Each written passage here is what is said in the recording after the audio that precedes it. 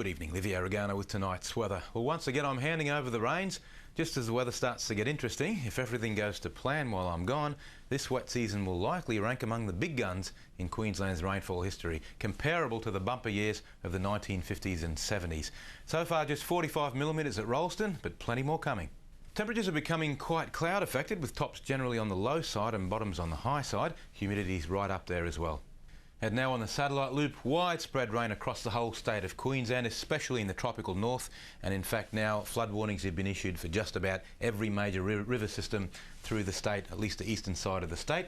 And there's also a general severe weather warning covering a broad scale area for flash flooding anywhere between the Gulf of Carpentaria across the state of Queensland and into the southeast. And this sort of weather pattern is going to continue. On today's chart, hard to believe that little monsoon low could produce such a furore. It's a major engine room producing widespread cloud, arms of precipitation extending right across the tropics into the southeast, fed by the moist easterlies coming straight off the Coral Sea and being assisted in the uplift by the upper level trough sitting on top of that surface one.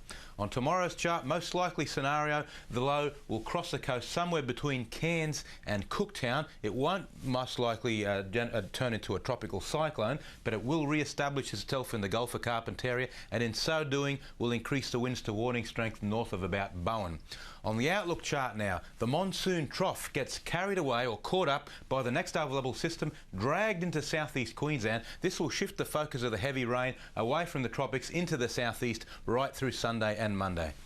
And now the Bureau's forecast. In coastal waters from St Lawrence to Burnett Heads, east-northeasterlies tomorrow, 15 to 20 knots. There's a 2 metre east-southeasterly swell offshore. Winds turning northeast to northwesterly on Sunday and Monday. Tomorrow's high tides at Roslyn Bay, about 11:56 in the day. Port Alma, 11:57. Gladstone, just after 12 o'clock. The Capricornia District forecast. We've got a flood warning for the Fitzroy River still. Rain and thunder continuing with moderate to heavy falls and moderate to fresh northeasterly winds. For Sunday, not much to change, and Monday looks similar as well. Central Highlands and Coalfields, rain and thunder once again with moderate to heavy falls, and that'll go for the next few days. No changes expected.